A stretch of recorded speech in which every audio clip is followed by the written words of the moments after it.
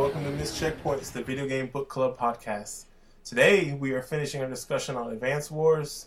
I'm your host, Marqus, and joining me today, as always, are the homies. First off, we have Dante. Yo. Next, we have Greg. What up? And last but not least, we have the homie Trevor. What's going on? Alright, so like I said, we are going to finish our discussion on Advance Wars. I think what we were left with was we all enjoyed the gameplay, and nobody except for me was here for the story. And I'm just going to be upfront. I should have listened to Dante. But, go ahead. I tried my hardest. I knew you weren't going to listen. I literally knew you weren't going to listen to me. And I'm like, this twist that's going to happen is so stupid. And then I just had to place bets against myself. I'm like, is Marqus going to double down on this wrong opinion?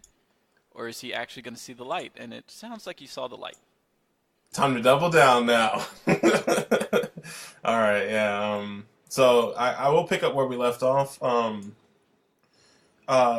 So where we left off was the potential love triangle between Max, Nell, and Grit. So Nell, one of the CEOs for the Orange Star, she was just, she met up with the Blue Moon CEO Grit, and she was just kind of like, yo, man, why did you defect? Why did you go over to the Blue Moon side? And he kind of was like, I do what I want, blah, blah, blah. And she kind of like took it as maybe he knew, or maybe there was some type of love triangle between him and liking her, and Max, his best friend and also fellow Orange Star CEO, liking her. Well, guess what? That doesn't even matter. Nothing, that part of the story doesn't get touched on, I think, after this point.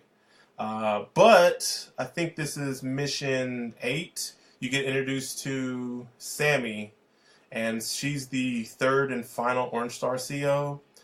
Just like Max, she's a veteran. She specializes in infantry and mechs.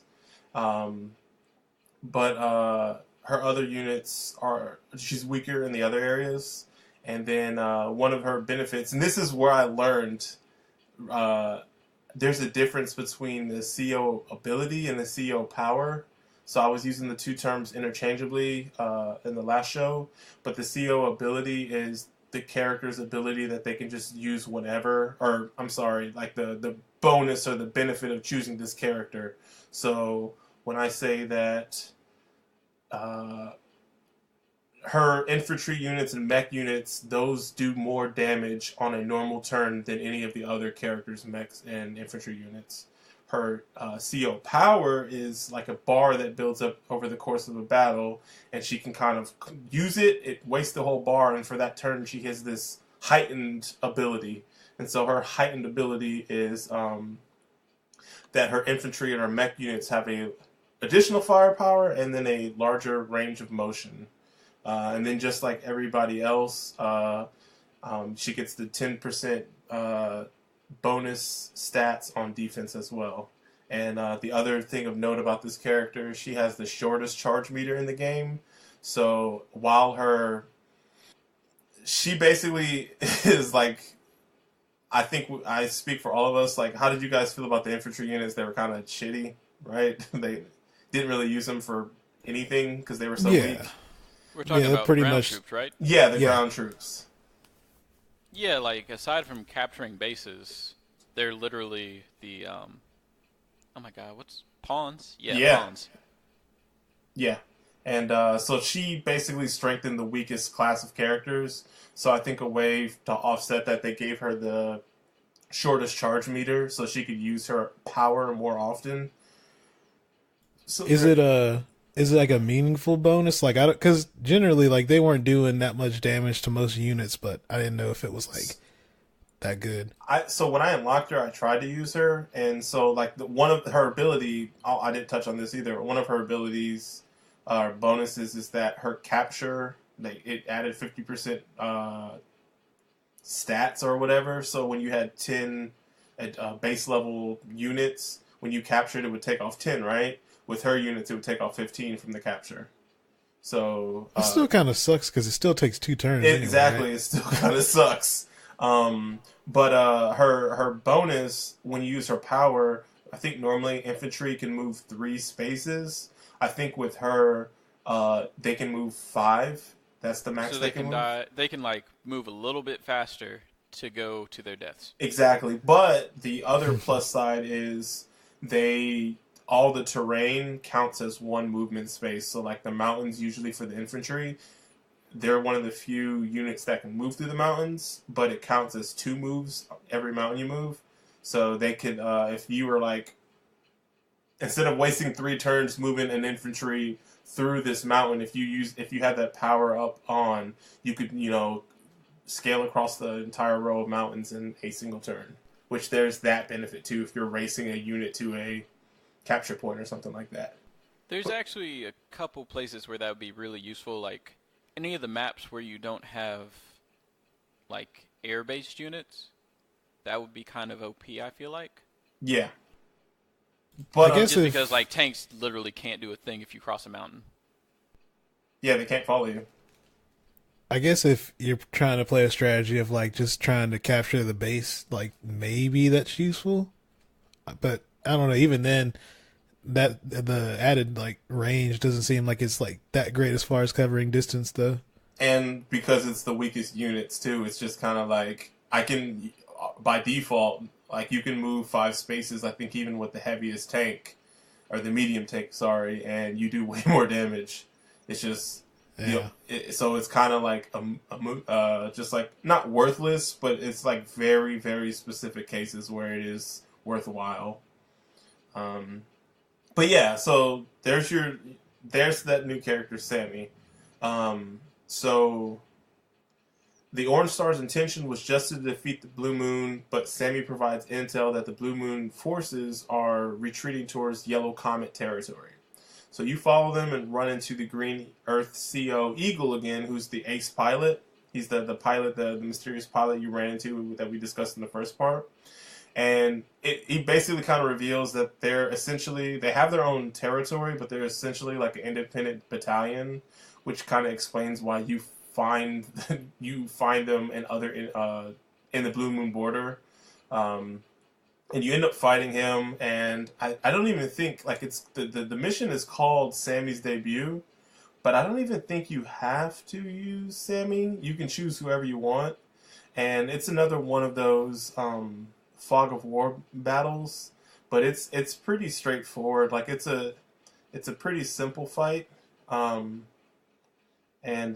after you fight him, he gets butthurt. Eagle gets butthurt that he loses. And he kind of dips out, and now you're able to go follow the Blue Moon troops that are retreating into the Yellow Comet territory. And once you get into that area, their leader, Emperor Kanbei or Kanbai? It's like they're depicted as being like the Japan stand-in this game, and so I'm gonna say Kanbai. And he immediately sees you moving into their territory as an act of aggression. And basically he claims that the Orange Star Army is not content with their own lands and is attempting to steal the Yellow Comet's land. And then so you end up fighting him and the Yellow Comet Army for 3 straight missions, with his tactics changing as he receives order from his daughter and fellow CO, Sonia. So, his CO power is to increase all of his units' firepower by 17%. Plus, he gets this 10% damage boost. So, I know this is something that Trevor specifically complained about. How did you feel about these 3 sections of missions, Trevor? Because I know you were complaining about not being able to have any kind of consistency and having to fight different characters and not get a game plan. Did you like the fact that you could fight the same enemy 3 times in a row and the battles changed at all for you? It wasn't necessarily difficulty with him, were you asking me like specifically with him or just the game overall? Well, I know that was one of your complaints was like you were like you said you were kind of hopping around from enemy to enemy, so you didn't have any consistency in like who you fought. And I think this was the first part in the game where you fought an enemy 3 times in a row. I think this is maybe the only time in this game where you fight the same person 3 times in a row. So I didn't know if that kind of if you felt any type of way about that. I actually liked it because it kind of helps you get a feel for his style of playing, because I ended up just using Max and basically steamrolling this guy. Yeah, I thought this guy was by far the easiest person you go against. So yeah, I didn't have any troubles with this one. It was. Did you? What? No, I was just gonna say ahead. it was after him is where I started having trouble. I got you. So did you guys notice, or did you take into consideration, like before each fight, Sonya specifically called out his game plan and kind of like she was giving him advice, and he would dip out before she was finished, and so she was kind of spoiling or telling you how to beat him before the battle started? Did you guys take any of that into consideration, or did you guys just kind of like it didn't really matter? You felt like it was super easy to steamroll him. I was still mashing at that point. Really? No, I at least paid attention to it. So Was it helpful? She literally gave you the FAQ, and you just trashed that dude. What was it helpful at all, or did it like?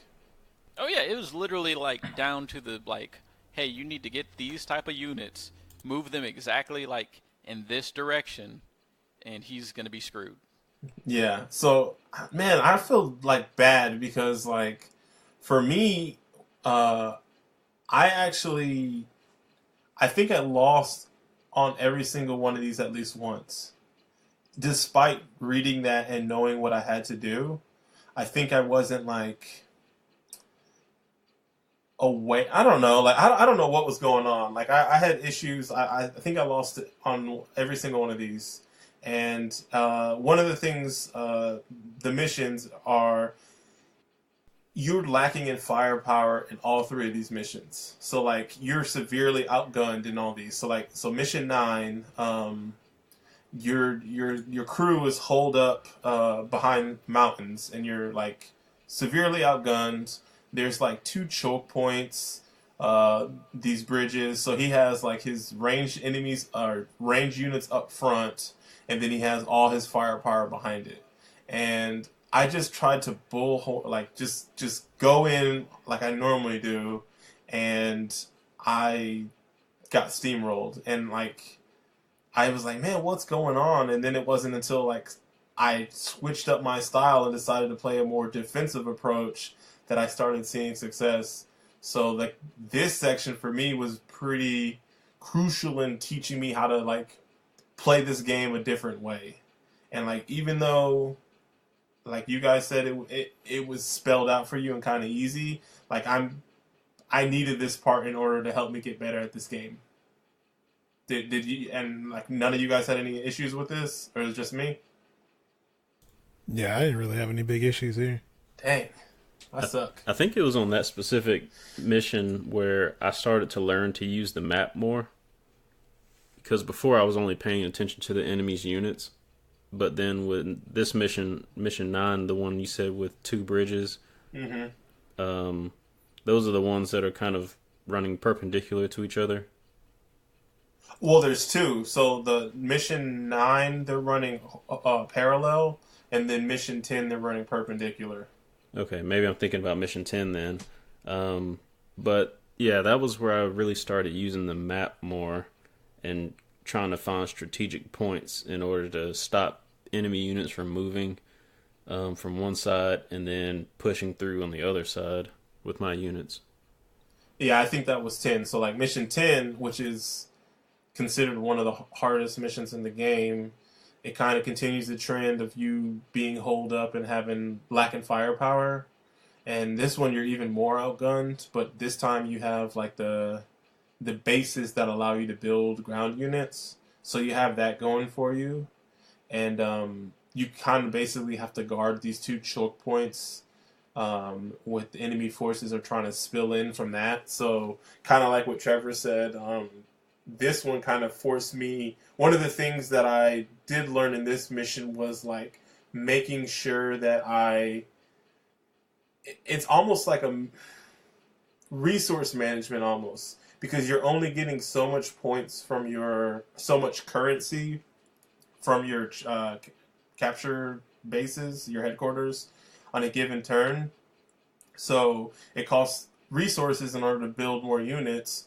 So like I felt like this was pretty crucial in teaching me how to play not only defensively, but make sure that I'm not spending my money recklessly, and making sure that I'm like the units that I'm building have a purpose. Because I felt like up to this point, I was just building like the strongest units that I could and just crushing my opponents like just through sheer firepower. Where this one, I had to make sure that I built my units, or the units that I built served a specific purpose. Otherwise, like there was no point in buying or building them. I'm guessing this is still just a me thing. You didn't have that issue, Dante, Greg, Trevor? I think it's once you get to this point, for me, it seemed like this is where you actually are able to craft units. I mean, you could craft units prior to this, but this was one of the few ones where it actually like started to matter. Yeah. And I think that was a part of it too, because before this level, you probably weren't as experienced with crafting units. Like you said, just creating the strongest units rather than crafting units that would kind of fit your strategy. So, like, it felt like it was like...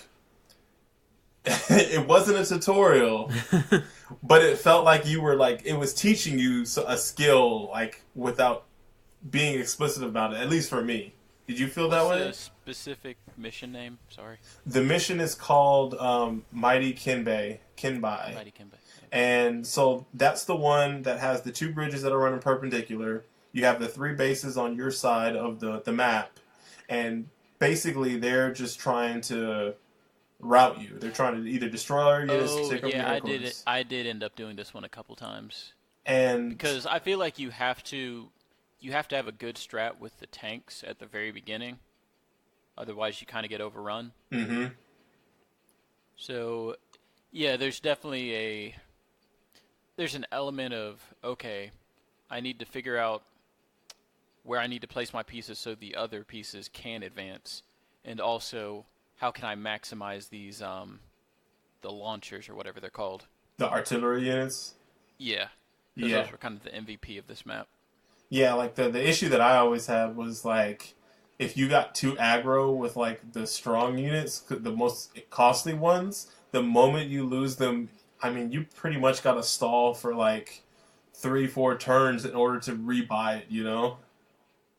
Did you always just play them out? Like the match, even if you weren't doing well? If I lost a unit that I felt was crucial early, then I would try to restart.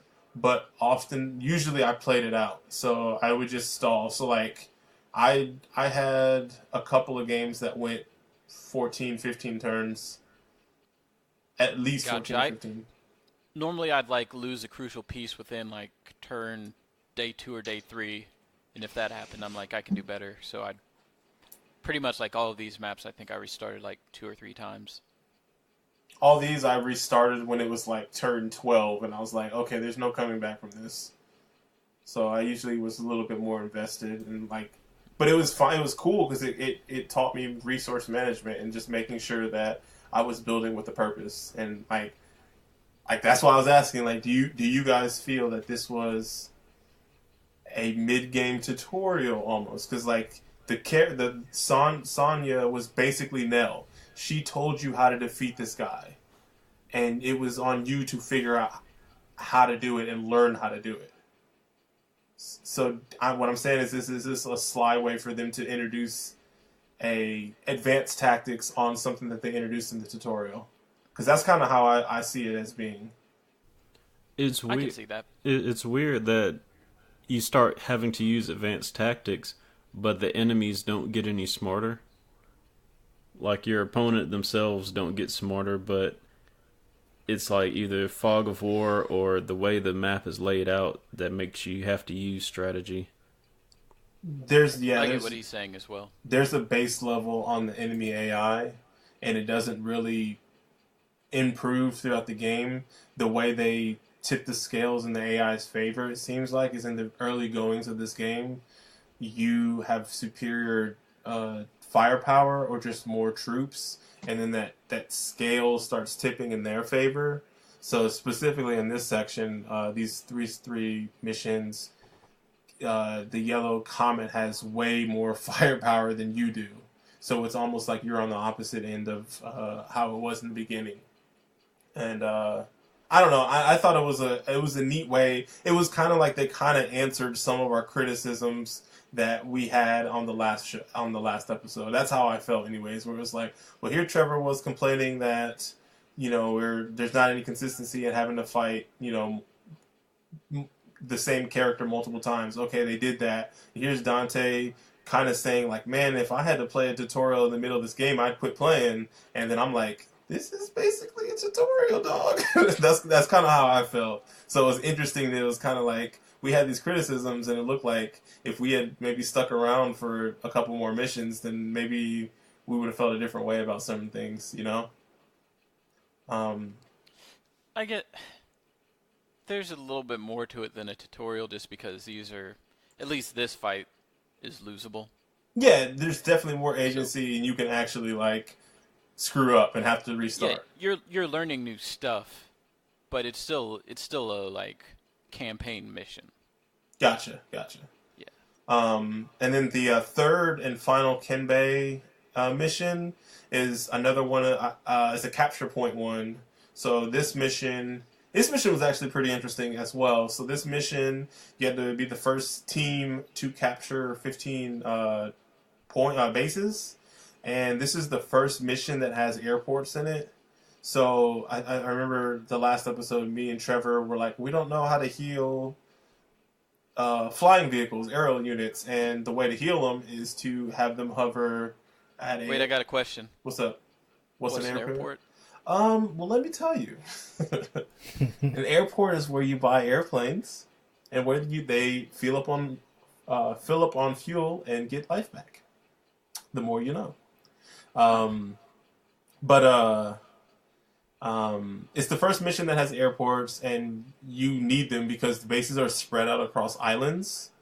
So it ends up being a race between you and Kenbai to build and deploy troops to the various islands to capture the bases ASAP. So this fight also took me a while because I didn't realize that he starts off with an advantage because you both start off with 3 bases, and you have 3 more on your island where he has 6 more on his island. So it's like you got to quickly build planes in order to get to the other islands because he's already at an advantage because he doesn't have to not as urgent to build planes as you are. Yo, Greg. Yep. Did your mashing get the best of you here? What you mean as far as like? I didn't realize that I needed to capture 15 points. Oh no, yeah, I did see that. I did see that time. Okay, I totally messed up, and I was like, what? I got so mad because I was like right at the cusp of winning that match, and then it's like game over. I'm like, what are they talking about? How did you guys? I mean, I played Max in the first part, and he had one of these capture X amount of territory in order to win. But I guess this is all your guys' first time playing this win condition. How did you guys feel about it? I like this mission. I feel like up until this point we didn't have a whole lot of aerial combat, or maybe I just don't remember it. But yeah, in particular, I really liked it. Dante? After I knew the rules, I liked it. Well, that's on you, man. Stop mashing. Trevor, how'd you feel about it? I like this one. It kind of forces you to use the aerial combat, and like before, I wasn't using the helicarriers, but they were very necessary in this map on this mission. Yes, very necessary. So I had to get used to them, even though they get taken down easily. Going back to last episode, the whole Chess 2.0 conversation, this kind of reminded me of it because those stupid like fighter jets or whatever they're called are kind of like, they're a new unit, and I get why they're there, but there's just so many complications taking those freaking things down, and I'm like, I just wish I knew the rules about what I needed to do before I actually got there. And it was just like this one extra layer of abstraction on top of chess that didn't really need to be there. Can I kind of want to go. I have a bone to pick because after playing this fight in particular, I was like, I was really digging that chess 2.0 analogy, and I still think it's a fitting analogy. But can I tell you something that grinds my gears about this game that I didn't realize until the second part of this game? All right. I don't like that not every single troop can interact, or every single unit can interact with everything else. What? There's a series. I know. You mean as far as like certain units can't damage others and things like that, or What do I mean? Yeah, I guess. There's a lot of downtime with certain units. Like there are units that get pretty much grandfathered out of the fight just because all of their opponents are gone. The moment, so like it's super apparent with the aerial units. So there's 4 units. There's the transport helicopter and the battle helicopter.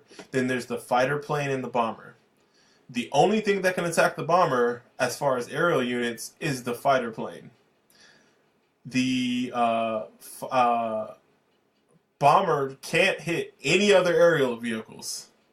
The fighter plane can hit the bomber, and it can hit everything else. The fighter plane can hit everything else, but it can't hit any ground units.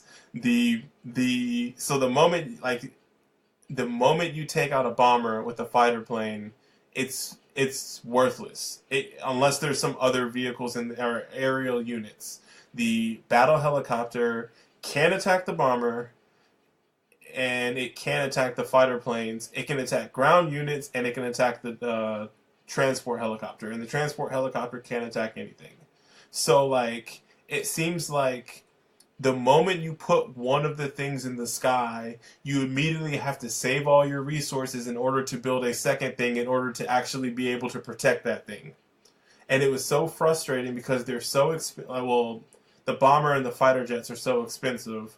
So it's like, anytime I built a battle helicopter, I felt super paranoid about even using it because they were so, like, weak, this easy to get one shot, that the moment that I try to use it to take something out, the enemy has so many options in order to take it out that it's like, oh, I just wasted all this resources for one turn. I guess it's one of those things you kind of have to, since they are so weak, you kind of have to plan around it a little bit better and like try to like think ahead a few steps. Like, okay, well, if I get out here, are they going to be able to take it out? Or even if they are in the range to take it out, they'll want to try and put another unit close to it, so they try and go for that instead to try and keep the the aerial unit alive. But I guess I get what you're saying as far as that. My biggest complaint is that you're expected as the player to keep up with this giant rock paper scissors thing, and it's a lot, because especially when you get into the more like nuanced units like the aerial ones or the submarine. The rockets versus the missiles. I had so many instances like, where I moved this thing and I assumed I could attack this other thing, but apparently I can't, even though it should. I had a few instances of that, and like towards the later half of the game, I ended up going into the menu to look and see, because there's like a little sub menu that shows the entire game. Oh yeah, I was there nonstop. The entire so game. I would have to keep going there to remember. Okay, well, can I actually hit this if I move this here? So yeah, I get that. Remember that time on the last episode? Sorry, the one other thing that really got to me is it didn't tell you, like, if you move this unit, this is one of the units where if you move it, you won't be able to fire after you move it. That really ticked me off. Yeah, I think all the indirect ones, that was like a rule of thumb, and they tell you that in the tutorial. But then after that, there's no, it's not surfaced anywhere. So I didn't have that issue because I kind of just apply that rule of thumb from the tutorial on, but I definitely agree that there should be some way of surfacing that information. If you were to come back, playing this game after an extended break, you may forget that, and it can be super frustrating to be like, I'm like, one or two attacks from finishing this unit, or like I would have changed my entire attack order if I known that I couldn't actually reach this unit with this, vehicle. Trevor, what were you saying? Remember on the last episode when we were talking about how the tutorial was basically just a way to get familiar with the units and not learn any strategy? Yep. What would you want to say? Hey, man. You got to spend a lot of time in that sandbox. So basically, Trevor's flexing on this, is what I'm hearing. I think I mostly played around with the air units in the tutorial because those were the most interesting. But didn't get him to like mission 7. Well, no. Also, I mean, he was too busy getting S ranks. What you had just explained about not knowing which units could damage which other units. Yeah, that's probably what caused me to restart each mission the most. Is because I would end up moving, and then I don't know if I would hit wait or try to fire, but you can't back out after you've already moved the unit. Yep. Very familiar with that. So I would just end up just throwing the whole match away. The whole turn away.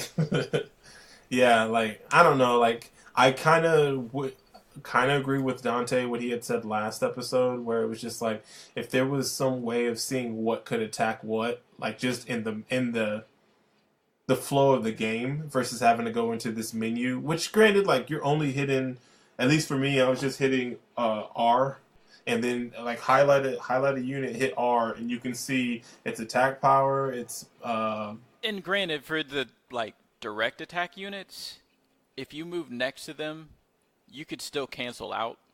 Like, you could move to the pane adjacent to them and then go to attack, and well, you could go to the attack menu and it might not even have attack highlighted, and then you can hit B and essentially undo cancel out that move. Yeah.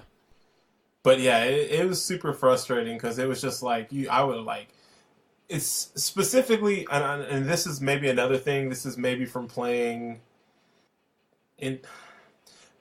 out your moves, it was a lot more difficult in this game. Just because I wish there was, in some instances, I could move a unit to a spot, not attack, do something else with another unit, attack, and then go back to that initial unit, and then, do the attack with that unit. So I wish you could, like, move, and then just put that unit on hold for now, and then do some other things, and then attack with that initial unit. And does that make any sense? Yeah, I wish that was an option too. Just because, like, there's a couple times where it's like, man, like, this character, and like, it would make it harder and easier for you, because, like, specifically with the choke points, like, if you could just, like, do a little bit of damage on an enemy, bring in your big guys, do a whole bunch of damage, and then move a unit in front of your big guy in order to, like, shield some of the damage that you're going to get on the next turn. I wish you could do that where, I don't know, like, there was, I had a lot of frustration with that. Sounds like you're talking about D&D 5e versus 4e. Yeah, man. I was mostly just thinking... Wait. Oh, go ahead. I need to wrap my head around what you just said. What I said? Yeah. So, okay, so say, for example, let me pull up a level.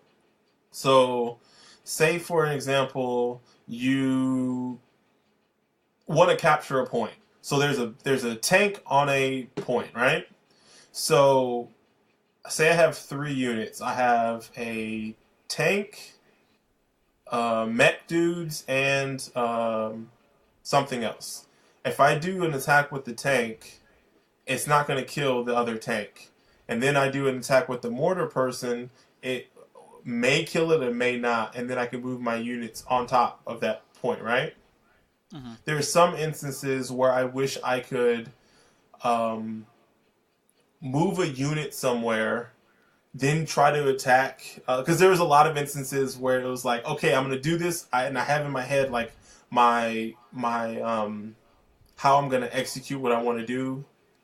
And so I start, doing it. And then I get to my third person in this chain. And then I try to attack this thing. And I see, oh my God, there was like a 125 bonus. I could have one-shotted this thing instead of doing ticky-tack, damage with 2 other units before that. Oh, so you want transistors, what you're saying. Not... Well, what do you mean? So you remember how you, load or whatever the little pause function? Yeah. And then you could literally see how much damage each of your attacks would do along the chain? Yes. And then it's like, oh, well, it would be better if I swap the order of these 2 attacks. Yes. And then execute. But not so only... you kind of want... Yes. That full view. Yes. But not only that, too, and this is Into the Breach, where Into the Breach you have 3 units, and you can move them into position, and then you can do their attacks. So I can move 1 unit here, 1 unit here, 1 unit here, and then I can do their attacks in any order I want to. And I kind of wish that you could do that in this game as well, where I could be like, okay... Like a movement phase and... Exactly, an attack phase. exactly. Okay. Or even not necessarily 2 separate phases, but just being interchangeable, where it's like, okay, I'm going to move the tank here and attack, on the same turn or at the same time. Then I just want to move this unit here, and then I'm going to go to a different unit, and then I'm going to attack with that second unit, if that makes any sense. Okay, yeah. I can't think of any scenarios where I can explain it, but it makes sense in my head. And there were many instances where it's like, damn, I wish I could do this one thing in this game, or I wish I had the ability to do that. That would make this easier. Because there were so many times where it was like, especially the last mission, where it's specifically the missions where the opponent camps on top of a capture point. You know what I'm saying? Mm-hmm. So they're camping on top of the capture point around a lot of weaker enemies that I can't I can't 100% kill them, and they're just slowly getting their health back. And it's like, man, if I could just do a huge grip of damage and then being able to... Just to elaborate a little bit on that last mission, this dude is super holed up in his little city. No, well, hold on. No spoilers. Let's just... no spoilers. Fine. We'll get there. We'll get there. Okay. All right. I know you got some grievances there. Yeah, okay. So, let's go back to the mission, the actual game. So the first mission, like we said, you're lacking firepower, you're holed up behind the mountains. The second mission is the one with the choke points, and that kind of teaches you how to use the base building. And then the third mission is the one where you have to capture the 15 bases. There is bonus missions. I think we alluded or talked about one bonus mission previously. If you did something, had a specific win condition, or you would unlock a bonus mission. This character, Kenbei, every single one of his missions had a bonus mission if you defeated them a specific way. So his first mission, if you beat it in 8 or less days. His second mission, if you beat it in 10 or less days. And then his third mission, if you beat it in 12 or less days, you would get a bonus mission for each of them where you would face against his daughter, Sonia. And each of these are Fog of War missions. And each of them require you to use a different CO. So the first one, I think you use Max. The second one, you have to use Andy. And I think the third one, you have to use Sammy. And they're vastly different fights. And as far as I know, Trevor was the only one that unlocked these three missions. Did any of you guys end up fighting against Sonya and the her Yellow Comet troops? I think I only got the one where you have to use Max. Oh, okay. I didn't realize that you could unlock one. I thought you unlocked all or none. Yeah. Okay. So how did you... You didn't play it, Greg or Trevor, right? Greg or Dante, you guys didn't unlock it? No, I didn't. No. So how'd you like it, Trevor? I hated it. Why? Because Fog of War. Fog of War is probably my least favorite aspect of this game. It's almost like we alluded to that in the previous episode. Yeah. And it's mostly because you're playing against an AI, they're not affected by Fog of War. And that's what bothers me the most. Is because on this mission, what's her name? Sonya basically has a bunch of rocket units, and they're all hidden in the trees. And your objective is to capture the enemy's, main base or headquarters before they capture yours. And I think this is probably the most aggressive an enemy has ever been about capturing your headquarters, because they will beat you to get to theirs. Because she utilizes the trees too, like a lot. And like I said, she already has rocket units hidden in the trees. And so just trying to navigate through there, because before you can even see the rockets, they're already shooting at you. And by the time you find them, they've already taken out whatever unit you're using to move through there. And so it's man, I hate it. One of the things too. So like I'm looking at the map, the mission, and so what makes her tough is that her units, because of her CO ability, increases her range of vision already.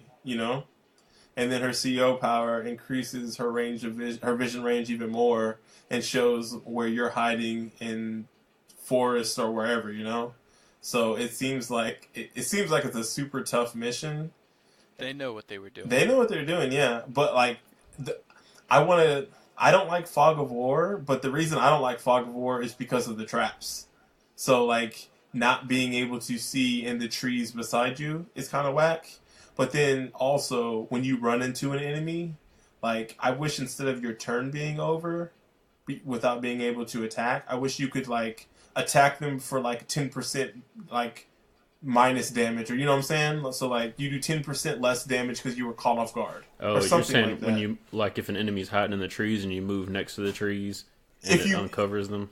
No, not that. I mean, like, I don't know if maybe this didn't happen on this specific mission, but I know in the first episode I played Max, and one of his missions was the Fog of War mission, and those dudes would be hiding in plain sight, but like when I move or do my turn, I don't see where they're at. So if I move to a square and the enemy's on that square, a little blip would come up and say trap, and then that unit's turn would be over automatically. And you don't get to do an action with that character anymore. And what I'm saying is that I wish that you could still attack, but you just attack with 10% less firepower or something. So if normally the unit interaction would be 25% damage that you do on the enemy, make it 15 or something like that, because you got caught off guard or something like that. Or give them a defense buff for catching you off guard.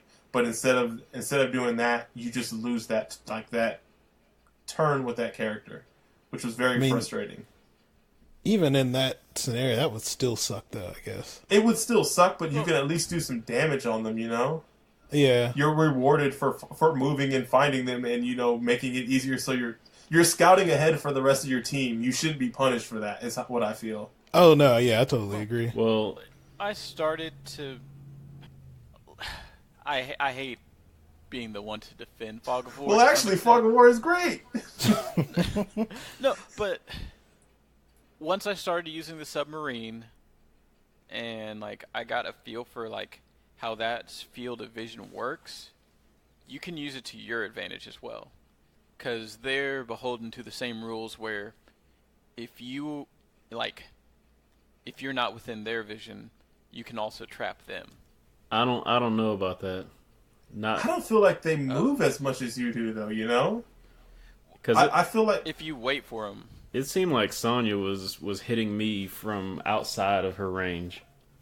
Well, Sonya, I never played against her, so I can't speak. Particularly with her range of vision should be further than yours, Trevor.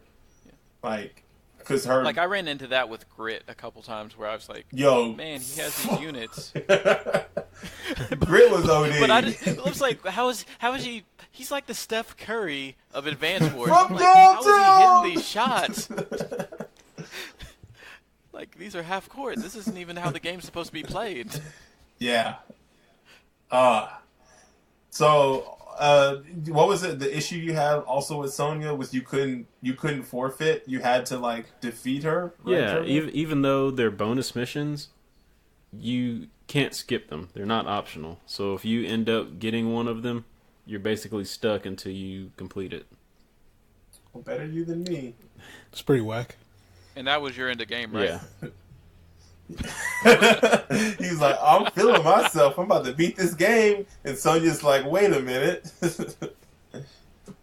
No, it's so funny because going off of our group chat, Trevor was having so much, like, an easier time than any of us with this game, apparently. Like, apparently Trevor is a tactical genius. Well, we knew and that. Me and Marqus are just plebes. And then I just see this text like, I'm not going to finish, I'm stuck. I'm like, what? Yeah, Sonya must be that dude or girl. She's that lady, yeah. So, one question before we go on. Trevor, are you going to finish this game? Like, do you have any interest in finishing this game? Oh, yeah, definitely. Okay. I meant to ask you guys, did you and Greg, did either of you guys finish Chapter 5 of Phoenix Wright? Or Act 5? I did. No, yeah, I didn't. Neither of you did? No, I finished it. Yeah. Okay. All right. Well, moving on, because was this where you were done too, Greg, at Kinbei? Or did you get a little bit further? No, actually, so what is it? Oh man, I'm trying to remember. Is it Drake? I want to say Drake was right after. Drake. Yeah. Yeah, so I did those, and then it was after that. Okay. So we're down. So you got one more Fog of War in. We're down to 3 now. All right, cool. So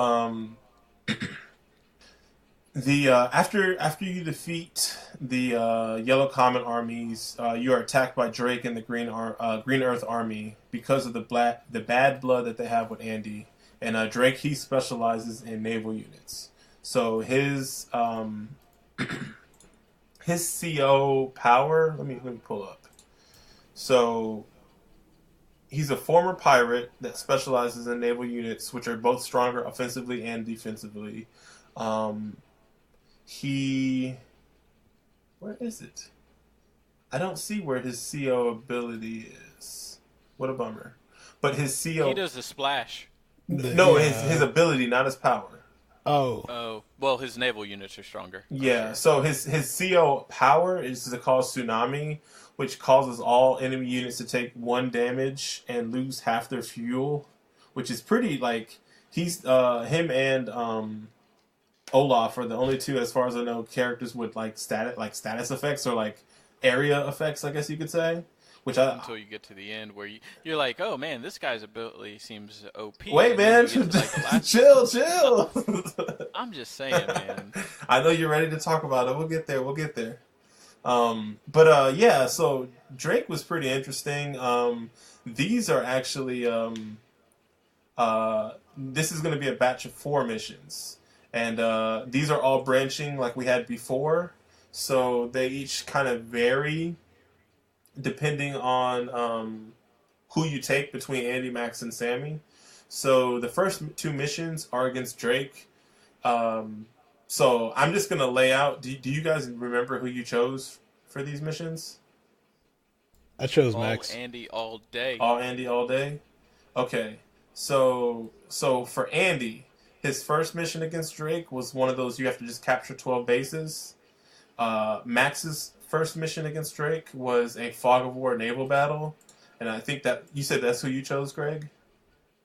You chose Max? Yeah, that's who I chose. Yeah, I did that one too. How did you feel about that fight? Because I was kind of confused because Max specializes in ground units. And, like, it just was kind of weird that they gave him a Navy battle. Because it was just like, what? What am I supposed to do with this? Yeah, I'm not really sure what they were thinking with that, but I don't know. It's also a Fog of War mission, so I was pretty over it. Yeah, it was kind of cool. There was, like, little islands and things like that. And, like he said, it's a Fog of War. But I don't think Fog of War missions are as bad with naval units just because their line of sight seems like so much bigger than other units. The end of that mission is infuriating because, like, you're right at the cusp of capturing a stupid point, and then he has, like, a stupid submarine or whatever that's in this Fog of War area, and, like, 90% of your troops can't access it. Wait, you're talking about with Andy? Yeah. Andy's is different than Drake's, or Andy's is different than Max's. Oh, my bad. No, Well, no, it's all good. I'm still salty about that mission. And then you chose Max for the second mission too, Greg? Yeah. Okay, so and I'll just throw out Sammy. So Sammy's first one is a fog of war. So Sammy had it rough. So Sammy had a fog of war battle, and she had to capture 15 bases for her first mission. And then her second mission was a fog of war battle, and you had to protect both of your landers. So it was one of those, like, here's the win condition, defeat all of his enemies, capture the headquarters. Also, there's fog of war. Also, if you lose one of these units, you lose automatically. And I don't understand how they did, like, why they would do that. It was like 3 or 4 variables stacked on top of each other. It sounded really rough. But Andy's second mission was a fog of war battle, and you had to protect the missile unit for 10 days. And then Max's was a fog of war battle, and you had to capture the headquarters within 15 days. And so how did you feel about having these variables stacked, these win conditions stacked together? Did you guys feel like it made it any more challenging, or how did you guys feel about those second missions? It just made it more annoying, to be honest. More annoying? At least for me, especially that the Naval Clash one. I think that's the second one we're talking about. Yeah. So, it's already annoying trying to deal with the battleships because they have such big range, and then you add that onto the fact that they have, you have to deal with fog of war. Just trying to navigate around that. Just, I don't know. I definitely had to restart this mission at least 6 or 7 times. Same. It was pretty ridiculous. My dude had 3 battleships. He had 3 battleships, and it was a fog of war fight, and you only had 1. That's not right. And you have to use the submarines a lot and try and abuse, or not abuse, but kind of take advantage of, how much dive. Yeah. Having to do that. I appreciated it in that regard. In my eyes, this was the quote-unquote get good mission for naval combat. So it really made you learn how to use the sub, what the sub can do, and how the other naval units also function in the sea against one another. So I appreciate it in that regard. So you mean there was more tutorial missions in the middle of the game? You keep using the word tutorial. There's a difference because, in a tutorial, I expect a win. This was not a give me by any means. Well, okay. This sounds like you're. This is hey, you need to learn some. You have to actually get good with these mechanics. This is kind of what Dark Souls does in a way. It's okay, well, here's your game plan, and it works for, let's say, the first 40% of the game. Now we're going to throw this, curveball at you. Now you're going to need to adjust your game plan to incorporate this new aspect to it. You saying that it not being a tutorial because I expect to win sounds like you saying it's not a puzzle because I didn't stop to think about it. I'm just saying how it sounds to me. I mean, I can kind of get what you're going for, but okay, at the very least, more than a tutorial. At the very least, it's not a tutorial, but it's another. It's mid. It's another level. The new God of War does this a ton, where for the first third of that game, you can get away with just throwing your axe, but at some point, they introduce some new enemies that completely counter that strategy, and essentially you're left to figure out, hey, how am I going to deal with these new problems? Yeah. And I feel like that's pretty much what this game is. It's like just a lot of video games where it's okay, yep. The tutorial, here's the basics, and then you're going to come up to an enemy type or something, some puzzle that forces you to... See, I don't consider that a tutorial, and I think that's the fundamental disagreement that we're having right now. Okay. But I get what you're saying as well. It's just, yeah, it's okay, like this is the test. It's like an introductory sequence or something like Yeah, that. yeah. Okay, okay. Yeah. Fair enough, fair enough. Okay. Like, and I actually, after thinking about our conversation we had, I do see this as like a tutorial, or at the very least, building blocks on the basics that you learn in the tutorial. So I actually think that this game, at first I was thinking the game didn't do a good enough job of teaching you how to play it, or I think that's where we kind of landed on. But I think that this second part, which is kind of a little bit frustrating because like I felt like I was okay at the first half of this game, but the second half I felt like I found myself getting stuck more, and I felt like that was me learning how to play the game the second half of the game, if that makes any sense. See, it's kind of weird because I feel like I had such a much easier time, aside from the last mission on the second half compared to the first half. How did you guys feel, Trevor? I mean, Well, we know how Trevor well, I feels. mean, I know Trevor didn't get as far, but I mean, how do you feel about the tutorial now that you played into the second half of the game and you can kind of see how the game was progressing? I mean, I still wish they would have introduced certain elements like the bases and being able to create units, and like the what do you call it, where you can heal your ships and stuff like that. I still wish they would have introduced that kind of stuff early. Like a port. Yeah. I wish they would have introduced it in the game. Like I do agree with you on that. Like I remember that was one of your criticisms the first episode, but I do think that the second half was more effective at teaching you advanced tactics to complete this game, or different ways to approach battle.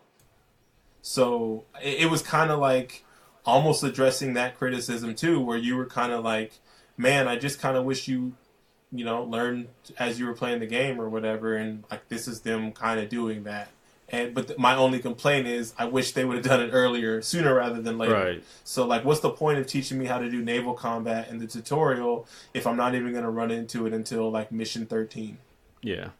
Like they should have just not given you the basics, so that way the first mission is a super easy naval battle. Then the second one teaches you advanced tactics, and then the third one teaches you even more advanced tactics, or something like that, you know? At least in that situation, you would have got to the game a lot quicker than, the 3 hours Exactly. of the tutorial Exactly. you had, at the start. Because like maybe we're playing this game with a deadline, but like who's to say that somebody is like, I'm going to play this game, and oh man, this tutorial took so long, F it, I'm not going to play this game. Then they come back to it and they try to hop into the campaign and don't remember anything from the tutorial, and like it's fine and good for like the first half of this game, but once they get to the Navy battles, and it's kind of like, oh, well, you're almost kind of forced to go back or just beat your head against the wall until you do learn it. Maybe it's because I played the game really, really fast. Like, I essentially played through the game in a week, but I didn't really not retain any of that information, at least like the basics. I never felt overwhelmed when I got introduced to like the sub or like the battleship or the like any of the air units. So I didn't mind it that much, but I could definitely see where somebody's like, well, I don't feel like they explained this Well, good like, enough. I mean, you say that, but then, like, I had the issue with the battleship and the cruiser that you had with the indirect units, where you would move them and expect to be able to attack, and you couldn't do that. And, like, so for the longest time... Yeah, that did happen, but I mean, that was kind of like a universal for me. Yeah. So, like, for me, it was just kind of like, what's the use of the cruiser besides taking out submarines? And I don't know still, like... You can fire on land units. The cruiser can? I'm pretty Yeah, the cruiser's like the medium size. Yeah, boat. it has a pretty big range, if I'm thinking about I that did right not now. realize it could 3 to fire on... 5. I didn't know it could fire on land units. I thought only the battleship could. Did you think it was just like a one unit type of ship? I thought I didn't... Wait. The cruiser could carry... Because it had 2 different weapons on The it. cruiser could carry stuff? There was a... Now I'm getting my units confused. Like, the cruiser is literally the thing that can take out the submarines. That's the one I'm talking about. The one that can take out submarines. Okay, whatever one can take out the submarines also has a 3 to 5 range attack. I didn't realize that it could fire on the ground units. Yep. Damn. So yeah, like I just wish some of that stuff was surfaced better. Dang, I didn't realize that. Exposed. Right. Shoot, my whole life flashed before my eyes. Yeah. So and I want to say I ended up doing for Max's one where you had to capture the headquarters in 15 days. I literally had a turn where if I could like capture the headquarters, like just because they were damaged just enough that if I had one more life on my infantry unit, I would have been able to capture. That would have made the difference between capturing it on the 15th day and capturing it on the 16th day. So I ended up losing because I didn't have enough life in order to take over the headquarters on the 15th day. So I had to restart on the last day, and I was really sad. Sorry, I was thinking of the battleship. Yeah, okay. Yeah, I knew the battleship can... I didn't know the cruiser could attack, because most are like... It's the APC equivalent, right? No, the lander is the APC equivalent. Then what is the cruiser? The cruiser is the middle. So there's the lander is the equivalent to the transport helicopter. The battleship is the equivalent to the bomber. And I guess the cruiser and the submarine... I guess the submarine is the battle helicopter, and the cruiser is the... the jet fighter, because I think the cruiser could only attack submarines, because the cruiser couldn't attack battleships. As you can see, folks, this is literally this chess 2.0 thing that I've been alluding to, where it's like, man, what can attack what, and if you had to draw like a Venn diagram of like, hey, this unit's effective against these but not these, it would look like a 10-layer cake or something like that. I don't know. It would be so ridiculous. They could just make it so much more simple. And did anybody play the other, like the games after this? I'm just curious if it's something that they addressed in the later versions of the games. Say that again? Nope. Say that again? No, I was just curious if anybody played like any more of the Advance Wars, like Advance Wars 2, Days of Ruin, or Dual Strike. I played a little bit of Dual Strike, but I don't remember like a whole lot about it, so I don't know if they addressed that whole thing of what unit can attack another unit, making it easier to tell, or not as complicated, I guess. I actually don't know, and like that's something that I'm interested in. I'm doing it again, but I would like to continue playing this series, but we'll see if that actually comes to fruition, because I right now don't have any time in my schedule to devote to this game plus whatever else we're playing, plus my own personal enjoyment games. So One day indeed. So yeah, so as you're fighting Drake in these two missions, he starts to realize that the Orange Star weren't the ones that initially attacked the Green Earth. He actually thinks this is his theory. He thinks the entire conflict has been orchestrated from the very beginning. And so in order to test the theory out, he has Eagle fight the Orange Star. So that opens up mission 17, I guess. And this, I'm just saying the number, but like it's taken into consideration the bonus mission, so that's why the numbering conventions are kind of funky. But basically all the Orange Star COs want to know why Eagle and the Green Earth Army are sweating them so much, and this is whereas from the Green Earth point of view, Eagle is testing out Drake's theory. So this is another part of that branching missions. So you can choose Andy, Max, or Sammy, and all of them have different win conditions or different missions. I'm guessing, Dante, you chose Andy, Greg, you chose Max? Yep. Yep. Okay, I think I actually chose Andy for this mission. Yeah, I chose Andy. So Andy's was pretty straightforward battle. Win by either destroying all units or capturing the headquarters.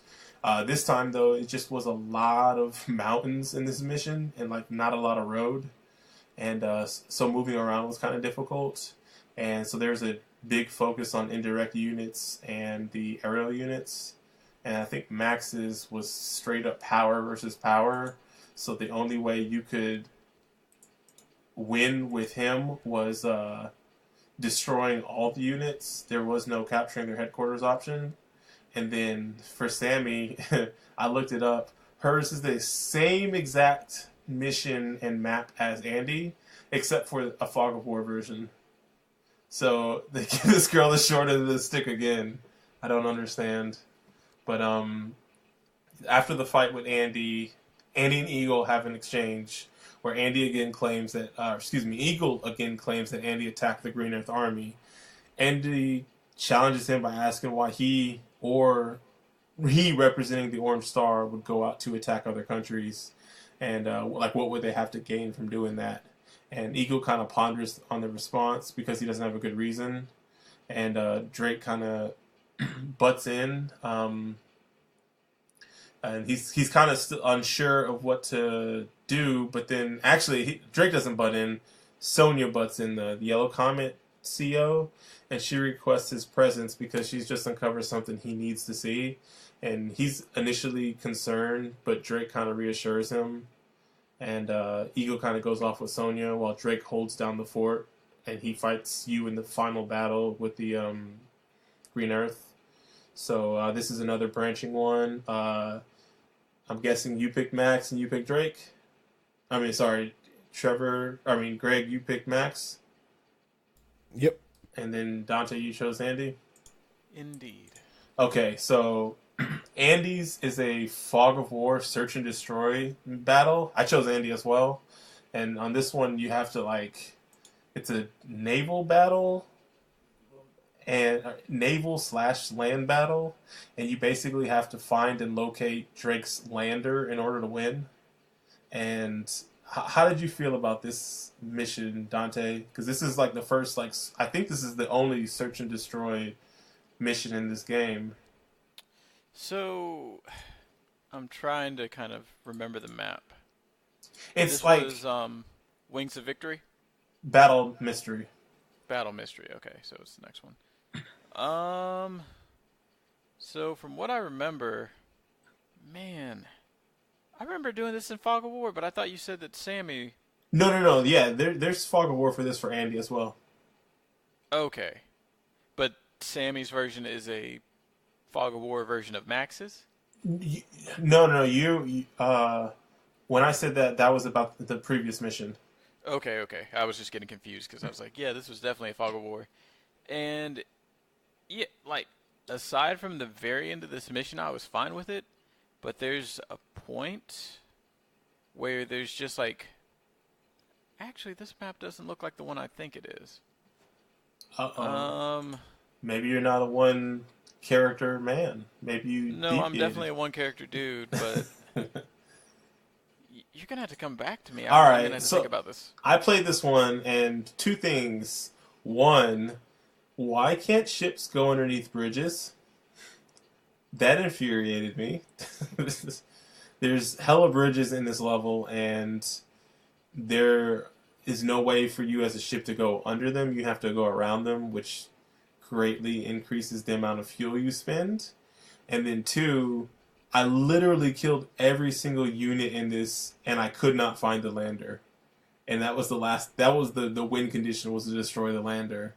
And I end up finding it way late, and it's just oh my god, this is the only thing left. And I felt ashamed because I was why could I not find this thing? Because Fog of War and all that. For Max, I think his was a straightforward battle. Two islands facing each other, and basically naval units and ground units to ship over to the other island in order to fight. So it was a pretty straightforward mission. And then for Sammy, hers was a fog of war battle where you had to protect the infantry unit for 8 days.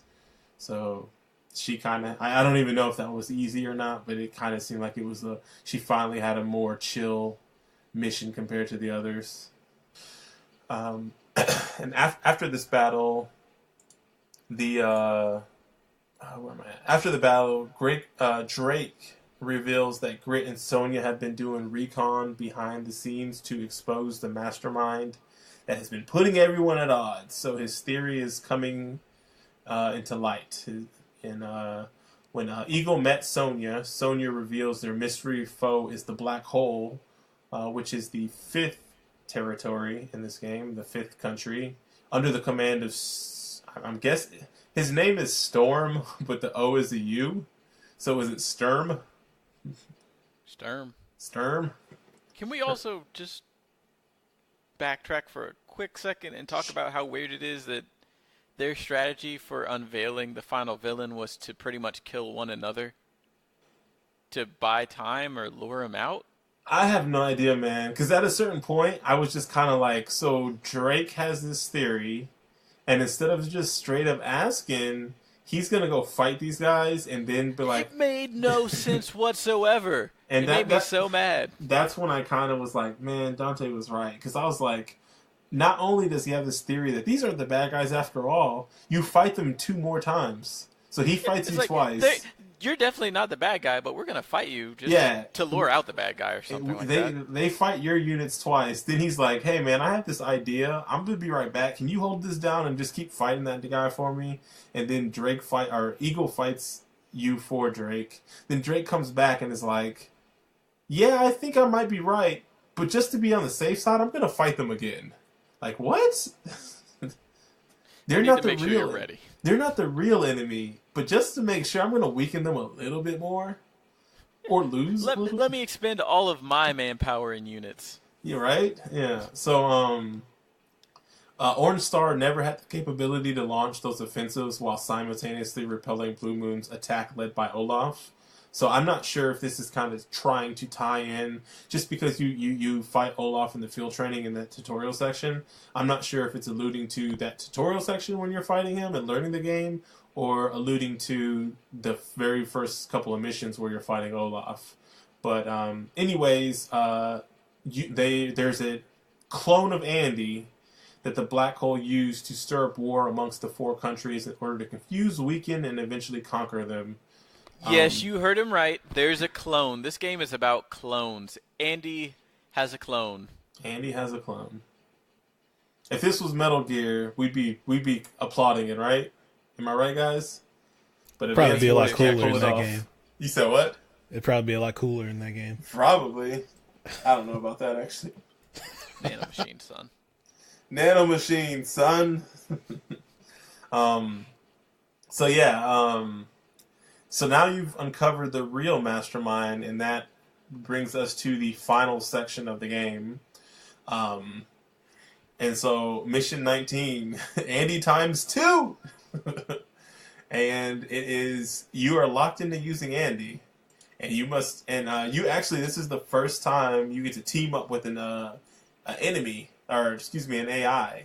And you get to team up with Eagle. So it's Andy plus Eagle controlling Green Earth Army, and you fight the Black Hole version of Andy. And this is actually, how did you guys feel about having, or actually, yeah, we've left Greg at this point, so it's just a Marqus Dante conversation. So how did you feel about having an AI controlled teammate, Dante? So at first I was a little against it, just because I'm a critic, and I was like, man, this dude has probably the best CO ability in the game, or CO power in the game, and he's just squandering all of his like air units in this very specific way. But I mean, it was cool. Like, I liked having Eagle on my team just because he literally gets to attack twice, which is super OP, all things considered. Too bad he was wasting it. Pretty much. Yeah. I thought it was actually kind of cool, and I was thankful that you don't have to control his units, you know? I was actually happy that I didn't have to worry about using them because I probably would have inevitably been stuck on this mission a lot longer, you know? Because I probably wouldn't have used them the right way. Yeah, that's true. The the one thing about this mission is pretty much he gets to the point, and this goes back to our conversation about like what units can attack other units, where he does his job, and then he's pretty much like a non-factor for the rest of the mission. Yep. Like he takes out all of Andy's air troops, and then it's like, okay, well, I did my part. And so, like, it almost, like, we say we have a teammate, but really, do you, like, if you just took out the air units on your side and on Andy's side, it's the same fight, you know? Yep. You're literally just watching an air battle go on. Like, you're literally watching cutscenes is essentially what you're doing. So, I think it's awesome that you have a teammate, but, like, the fact that he basically does his job, and then that's it. He can't do anything else kind of sucks. Yeah, man, if only you could, like, control other people's units.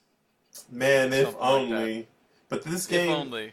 game came out so long ago. Why would you be able to do that? That sounds OP. Man, that sounds like it would be the best mission ever. It does. Oh, Like, oh man, well. I hope they implement that in the sequel and, like, not the next mission. Oh well. Oh well. Luckily darn. for you, they Make don't that mission introduce 3 times longer than it needs to be. So after you finish the mission, enemy reinforcements are spotted on the horizon. So Eagle sends the Orange Star onward while he handles the clone and his army. Sammy kind of like, yo, man, I'll help you out. I'll stick around and help you out. But Eagle kind of says Sammy's help is needed more on what's coming next than holding off the enemy.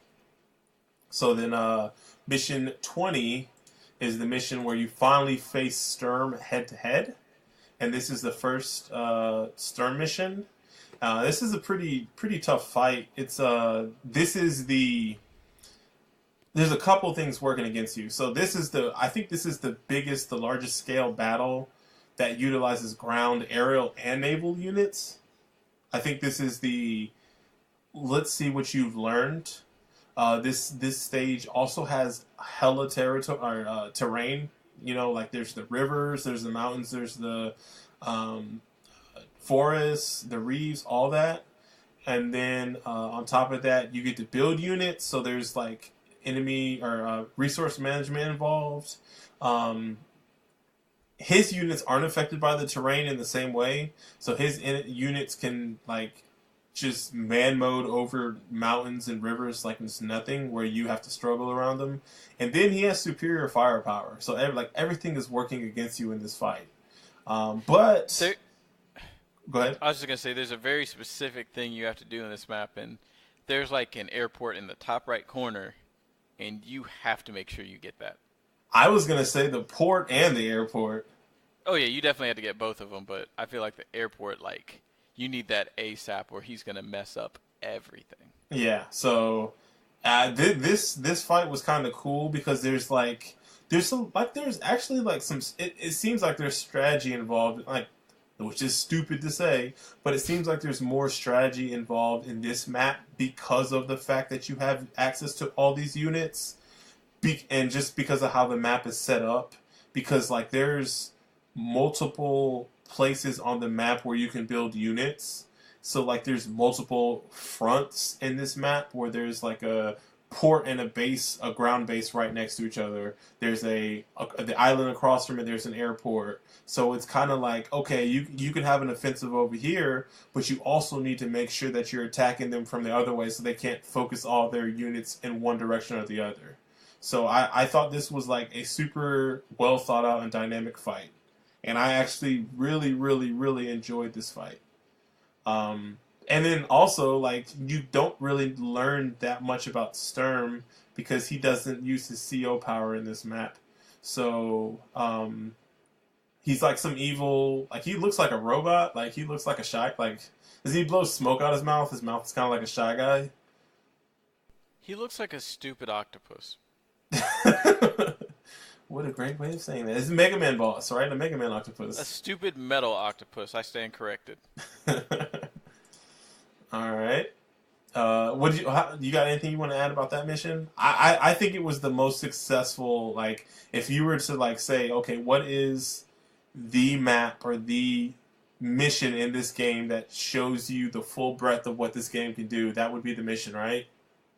Yeah, like this and the next one, to be fair, like No, I F was that. reading F like that. I would glance at a walkthrough every now and then just to like see how much longer I had pretty much and just get like the gist of a mission, and they're like, this mission is hard, but don't worry about it. If you're having trouble with this mission, you're really screwed by the time you get to the next.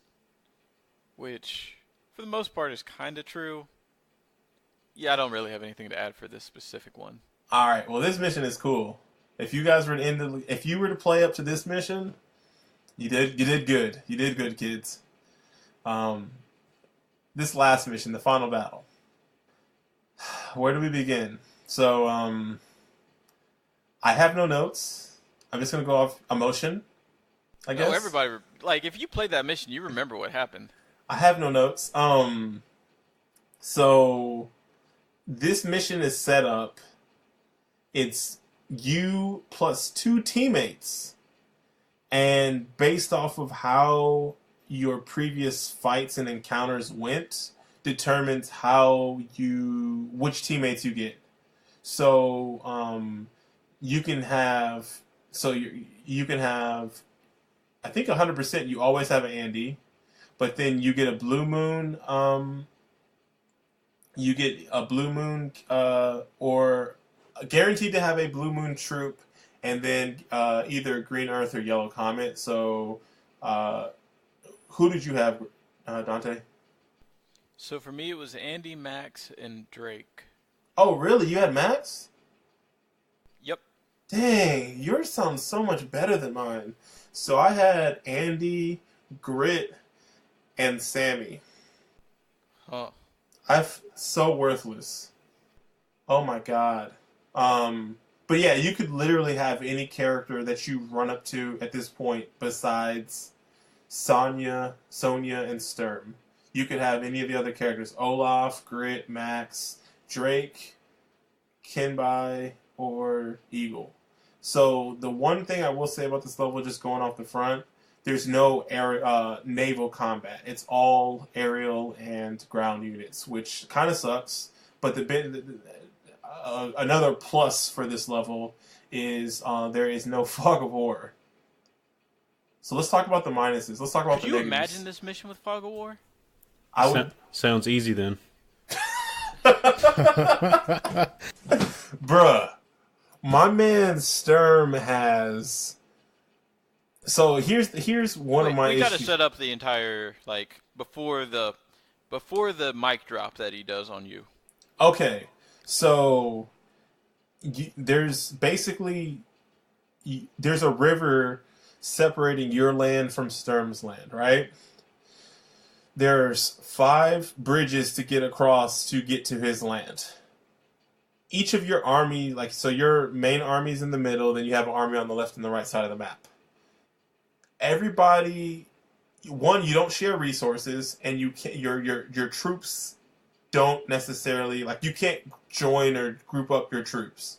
So you are controlling 3 different armies. Unlike Mission 19, where you have an AI-controlled Eagle, in this mission, you play as Grit, you play as Andy, you play as whoever, whatever character. So you're controlling all 3 of these armies.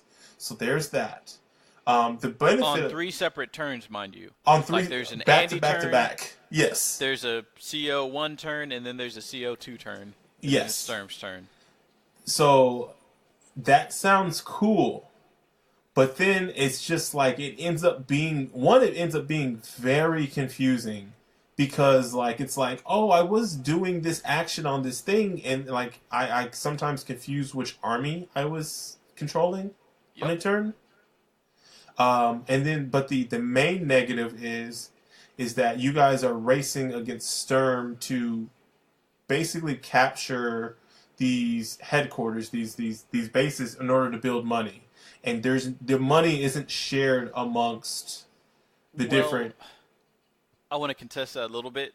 So Sturm comes in with, like, let's see, I'm just gonna really quickly tally up this picture 1, 2, 3, 4, 5, 6, 7, 9, 10, 11, 12, 16, 17. He has about 20 pre-captured points, buildings or whatever. So he literally rakes in 31 grand off the bat. He has 20 of Per turn. those, plus 3 ground unit building bases, plus 2 airports. Yep. And when Marqus said there is 5 bridges, only one of those bridges is like Leads not to his covered by base. mountains that actual like tank units and stuff can go into that place. And he has mortars everywhere, so if you tried to go over those mountains with troops, rest in peace. So there's literally like this one bottleneck that is the ultimate like choke point for the match. It's the biggest FU to the whole reason you have 3 troops. And since he has all of his bases behind this bottleneck, you can't really take them. So he's always getting the 30,000 and building like 4 or 5 new troops per turn. And on top of that, there's these, like, right across the bridge, there are bases for him to capture or for you to capture. And because of the sheer amount of units that he can force through, I'm pretty sure the mission has to go this way, where it's basically he has this fortress behind the mountains. He sends his troops out, gets all the territories right outside the front steps. Then you basically, it's a war of attrition where you basically have to keep building enough troops that you can just throw at him to like whittle him down, while also like trying to take over those territories so he's getting less money, while also building up your troops so you can finally send your heavy hitters through his fortress. So we had a slightly different strategy, and I guess we'll go into that once we hit that phase of the But fight. the biggest FU of all, is like, I think like every 4 turns you get his CO power. His CO power is a meteor. It's literally Sephiroth. It's a meteor. And what it does is it hits a group of enemies and it takes them from full health down to 1 or 2 HP. It's pretty Literally ridiculous. like 8 damage. It takes off 8 damage. And like the benefit is like even if that enemy isn't, or if your unit, it never kills a unit. So like if your unit is already like at 1 damage or 2 damage, it's not going to bring it down any lower. But any unit above that, it brings it down to 2 automatically. So the problem is you are stuck at this bottleneck that you're trying to get through, and it just basically means that he keeps on throwing this meteor at you that At the beginning of his turn, mind you.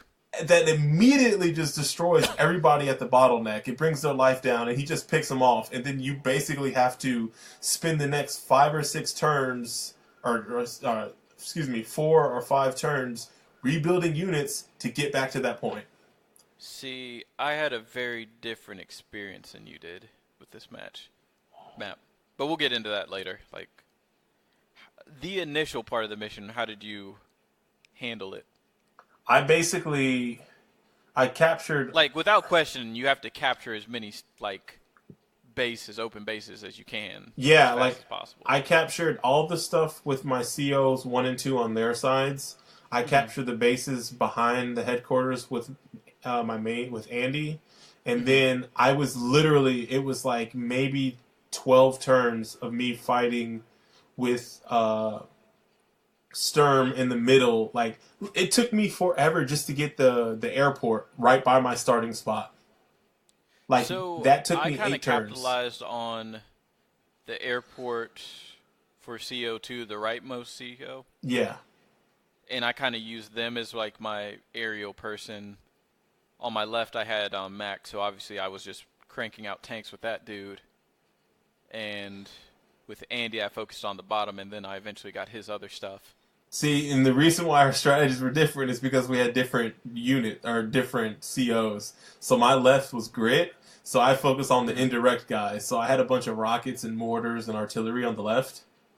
And then I would send any of the units, like I would build infantry guys, and I would just send them over the mountain to the right side to help out with the guys in the middle. And then on the right-hand side, I had Sammy, who's absolutely worthless. She's the worst character in this game, and I was stuck with her. and I just I didn't have a Man, all you had strategy to do with was her. walk over those mountains and your little buff infantrymen. No, dude. So much what? Do like 20% on a tank instead of like 10. Yeah. So like, I don't know. I think Grit was useful, but Sammy was not. And that was very frustrating. I ended up finding like I got super frustrated. Like I was super adamant. Like I'm not replaying this level. I'm beating it on my first turn. So I was on the Wikipedia page, or the Wikipedia page for this as I was doing up the show notes, and I kind of scrolled down to see like, oh, you can have different units or whatever, and I saw like and I saw this like maybe turn 13 or 14, so I was already really deep into my playthrough, and I saw that a way to avoid getting bombarded by that meteor was to build a whole bunch of artillery units and just kind of put them off to the side. Or I'm sorry, infantry units. Oh, that's dirty. Infantry units. So I So just started. kind of bait them. Yeah, so I started doing that with Max because he has 3 ground unit bases. So I would build 3 infantry on a turn, then kind of move them in the same general area, build 3 more, move them in the same general area, build 3 more, and just kind of have them sit there until he did his meteor. And since they never died, you never had to do anything. Exactly. Because at that point too, I took the fight. At that point, the fight was further up on the map, so like I could just join those guys together to get their lives back together. Their life back up. So this fight, I think it took me 23 to 25 turns. See, mine was like 13. Dude, like it took me. I watched 2 full halves. It took like 2 hours. Like Yeah. that was a really long time. Yeah, But it was you only again 13 multiply it by turns. 3 because you're not just doing it with 1 character. You're doing it with 3 characters. So I watched the end of the game 1 of the Warriors and Rockets game while playing this, and then I watched the end of game 2 of the Cavs and Celtics game the next day, and that's when I beat it. So yeah, I watched basically a full game of basketball. So about 3 hours to beat this. It's not awesome. It's like, oh my god, it was so frustrating, and it's like it would have been So fine. from what I was reading from my guide, like quickly glancing over, it's like technically speaking, Max could solo this mission if you really needed him to. Hell no, I don't understand So- that. With Max, at least my strategy, on the right side I had Drake, and Drake was good because he could do that -1 thing, even though I only got that like 2 or 3 times during the entire fight. But he'd do that, and he also had aerial units, and once you took out his aerial crew or whatever, pretty much they could just like pick up whatever they needed to. So I'd be like fighting something, and then I'd just have like a chopper come in, do what it needed to do. On the left side, I pretty much had like 3 or 4 tanks going across the middle, and they would pretty much handle anything new that would come into that fray. Like once you can control like the 3 bases right past the bottleneck, you have a defense plus 20 or whatever on each of those. So having those like heavy unit tanks there, they're not really taking that much damage. Ultimately, you have to go up the middle with Andy, and my strat was I need to place as many of my units, no matter how small, on the places that he's building. Yep, So, yeah.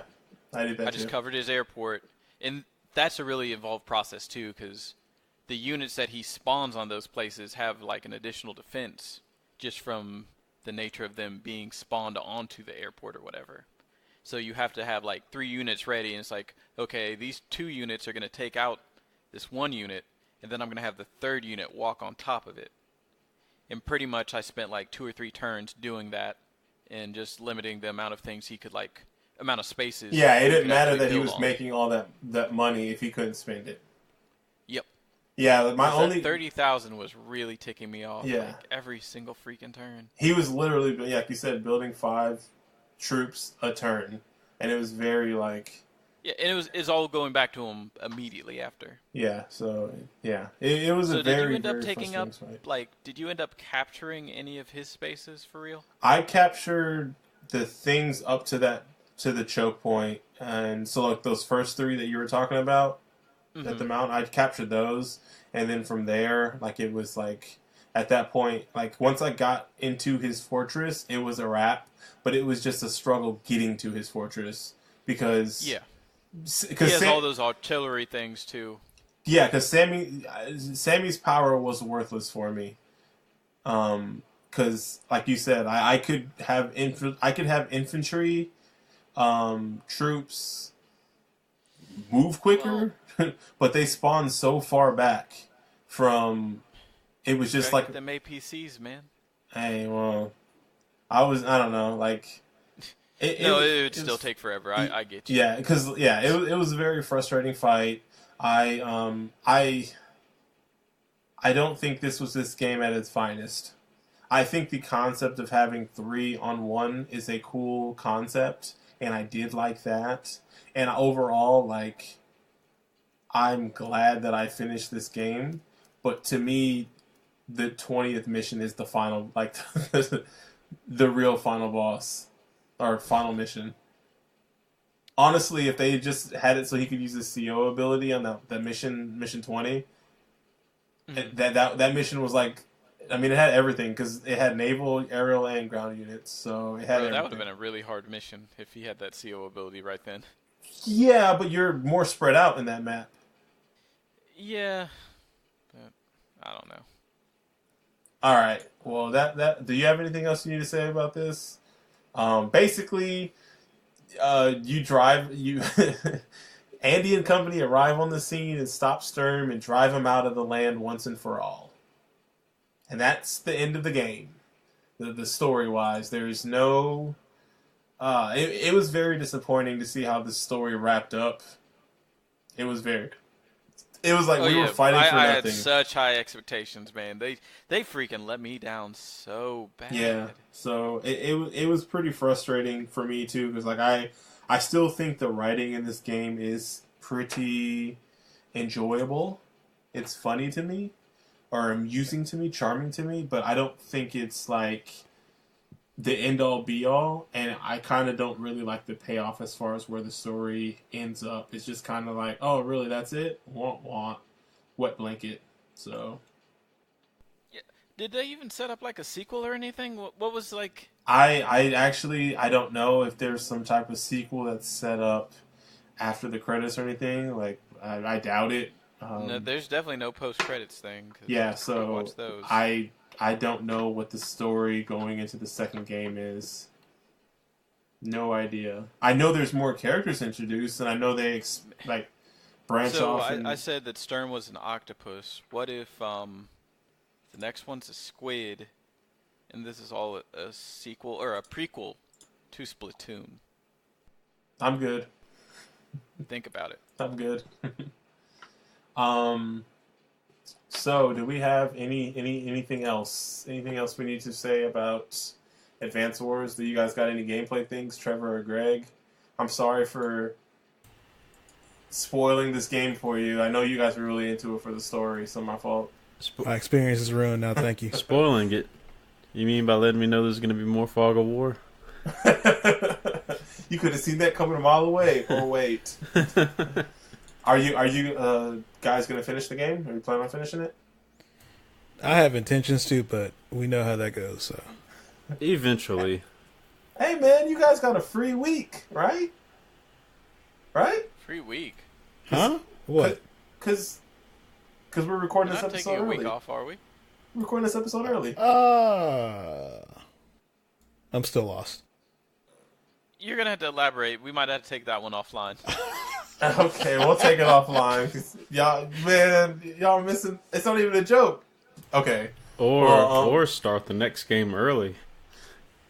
Trevor, what do you mean start the game early? Would you be starting it on time? I'm glad somebody understands. Well, do you guys got anything else you need to say about Advance Wars, good, bad, or ugly?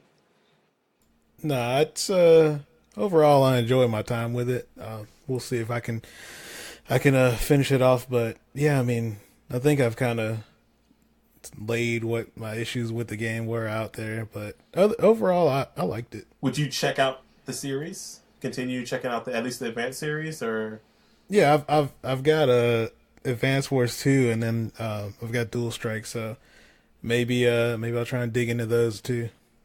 all right. What about you, Dante?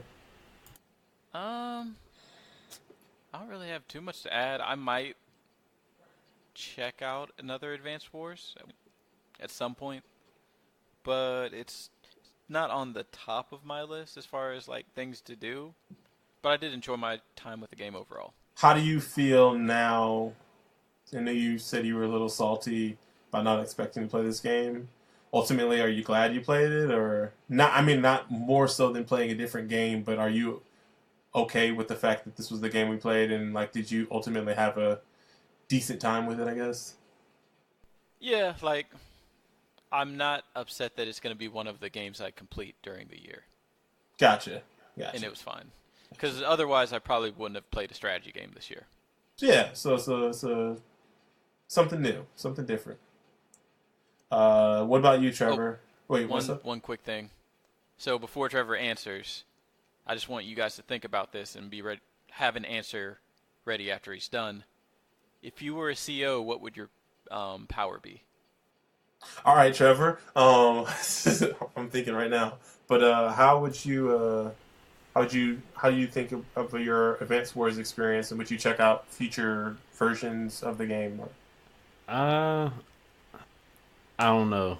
I don't know if I'd check out another one. This ain't the strategy game for you. Exactly. I prefer my strategy games long, and I can't even think of. We know what you're getting at. Is it just like what? Just is it that thing in particular that you just like some type of continuity, or This one, I think, just didn't have enough depth. But that probably has to do with it too, is the longevity of it, of like each run. I don't know. I get what you're saying. So like, because there's more continuity in the strategy games you normally play, you feel like there's more depth in strategy, and like the game evolves. Like with Advance Wars, like I was telling y'all earlier, there were certain instances where I would see something going wrong and I would be able to start over. Well, with strategy games I'm used to playing, you starting over is like throwing out 6 hours It's a major worth of time gameplay. investment, right? Yeah. Basically, you want to be able to play a game that you can't finish in a sit down or in a playthrough in one sitting. Yeah. Something Well, that do I have a mission for you? You need to get to that last mission. It sounds like. Man, I'm gonna try. Hey man, I need to hear what you think about that last mission though, because I think that not necessarily like this will be the saving grace or whatever, but if that's what you like, I would like to know how you felt about that mission, because I think me and Dante both are kind of sour on it, but I think that sounds like it's kind of up your alley. It's kind of like I want to know if like the Advance Wars version of that style of strategy is right for you or not. I will definitely try to get there. All right. And for me, I'm glad I played this game. Like I said, this was going to be on my own personal list. It's something I suggested for the crew for us to play. So I'm glad that the fans voted for this game, or whoever suggested this game, that we play it. And I'm glad it won because I got to knock a game out that I wanted to play. It's definitely something I like. I kind of wish. It's weird because like, man, it would have been super interesting to have played this game when it first came out, but also like I probably wouldn't have been into it when it first came out. So like I think I'm playing it at the right time, and I definitely seeing some things in it that I'm like, I wish this would change or this would change, but ultimately I think the game was pretty dope, and I would definitely check out some later versions of this game. I think we said there are 4. This is game 1 of 4 in the Advanced War series, so I might try to check out one of those other games, the handheld ones, or maybe even Battalion Wars if I can figure out where my Wii is. So I definitely am a fan and would like to continue playing if I can, if I have the time to. I'm gonna let you start, Dante, since you posed the question. If you had a CO ability, what would or you said a CO ability or power? CO power. CO power. What would your power be? My power would allow all of my troops to move 2 extra spaces during a turn. I think. Gotcha.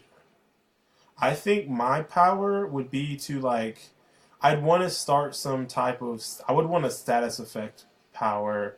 So maybe like an earthquake or something that kind of rearranges or kind of morphs the terrain. So something that was once traversable is not traversable. So maybe take down a bridge or maybe level a mountain or something like that. What about you, Greg? So I was thinking this was like a joke question, but so I was thinking in a totally different direction. It's funny if you want to just troll. It's funny if you just want to joke about his super serious question. Maybe this is why we don't get emails. No, so just when you started saying that, I was just thinking it would have to be something that either would give me or give some of my units an extra turn, or would stop the enemy units from advancing at all, which I guess would be a little bit too powerful, but I mean that would probably be what I would want. Maybe you could just target maybe 1 or 2 enemies, and so they can. Yeah, I'm that's pretty much Eagle's power, was to literally have a second turn. That's true. Yeah, was it only for his aerial units that could do that, or? I think so. Yeah. What about you, Trevor? Good. So my real answer should be to be able to get rid of all fog. A whirlwind ability. But I think my power would be, for 1 turn, I could sacrifice any of my units and replace them with another unit from anywhere on the map. So basically teleportation with the, having after sacrificing a unit. Wait, does it teleport them to the same spot? Or does it just to the spot dude, that the you're sacrifice. limiting yourself. You're limiting yourself. Hey man, you gotta take the Krugers with the straights. No, because I'm saying you could sacrifice the infantry, and what if you just wanted to move your battleship somewhere else? You would only be limited. Only aerial or only naval units could do naval units. Oh, that's true. I see what you're saying. Yeah. So just take off that little limiter. So you can sacrifice somebody and just teleport any other character anywhere else on the map. Yeah. We'll go with that. Yeah. I actually, what's funny is as the game progressed, I was man, I kind of, let me do a quick apology to Andy too. When the game started, I thought he was the wackest character in the game, mostly just off his CO ability, or power. He has no CO ability, and I thought that was super whack. But he was super clutch in the second half of this game. Him versus Drake with the tsunami effect, it pretty much negated the tsunami. The tsunami did 1 or 2 damage, I don't remember off the top of my head, and Andy healed all units 2 damage, or 2 life, so it kind of negated that. And then even, not necessarily in the same manner, but using Andy's units to tank the meteor hits, granted you're not healing all your life back, but it was better than having the other teams take those hits, because he could at least heal back a little bit. Plus his bases were a little bit more clustered, so he was pretty clutch in the second half of this game. So I think I said he had the worst ability, but it was pretty useful. Do we got anything else? I do remember one thing I was hoping for in a sequel. What's that? I think you should be able to, quote unquote, trade in units at bases. So upgrade them? Let's say you had a tank at 2 health or whatever, or let's say you had a tank at full health. If you went to a base, you should have the option to, like, quote unquote deconstruct it. And at full health, you should get, like, let's say 50 to 60% of its actual value. Trade-in value, GameStop. Yeah, pretty much like GameStop. So, except for a lot better percentages. I wish. So if it's 16,000, you'd get 8,000 or whatever. I wish you could. I mean, this is stupid and may not ever make any sense because the balancing wise. But if you took a unit to a base that it was a building base, you could just spend resources to bring its life back up instead of like. I mean, they take resources when they heal it. But that's what I'm saying. So like, oh, I didn't realize that. You could just spend extra though. Yeah, just like okay, instead of like keeping this, like if you had a unit at 2 HP, it would take 4 turns to get it from 2 to 10 to full life. If you could just spend resources in order to just expedite that process and like get it back to full health in 1 turn, I would have liked that. That'd have been cool. Actually, you know what would have been a cool CEO ability? Being able to use resources to buy bases. Just instead of like capturing it, just buying a base. That wouldn't be bad. That would be kind of cool. I mean, it was frustrating when you got onto like a ton of bases or whatever, and it's like, man, I need an infantry person right now. Yep. Well, I guess that's going to conclude our Advance Wars discussion. Overall, I think we like the game. We have our grievances, I guess you could say, with the game, but I think overall we dug it. Greg, do we have any questions? Any emails? No emails this time, but Or anytime. if you guys want to, yeah. If you guys want to get in contact with us, you can hit us up at misscheckpoints@gmail.com. No emails, but they do. Our fans don't email, but they do vote in polls. So at least we get some involvement. So where can people find you at? And I'll start with you again, Greg. Where can people find you at? You guys can find me on Twitter at Boombox Hero, Facebook Boombox Hero, and on Twitch at twitch.tv/xdrdmagnegrox. All right. And where can people find you at, Trevor? You can find me in the fog. Is that you, Trevor? It's a trap. Where can people find you at, Dante? They can find me. They might be able to find me at twitch.tv/awakencloud. I think I'm going to start streaming again. Streaming, you got anything in mind? That's a good question. Maybe Yakuza. Which one? Kiwami. So the one that... I should have won, you know. I mean, I'm just saying. Dang, that's salt in the Is that what we're doing now? You wanted to play this. I was like, oh, that would be a nice thing, but no. Forget I said that. All right. Well, you can find... Maybe Detroit Become Human. You can find me at your local French McDonald's trying some of the delicacies. You going to Brothers? I'm going to try. All right. Report back. Yeah, so I guess with that, we're Missed Checkpoints, and we'll catch you next time. Peace.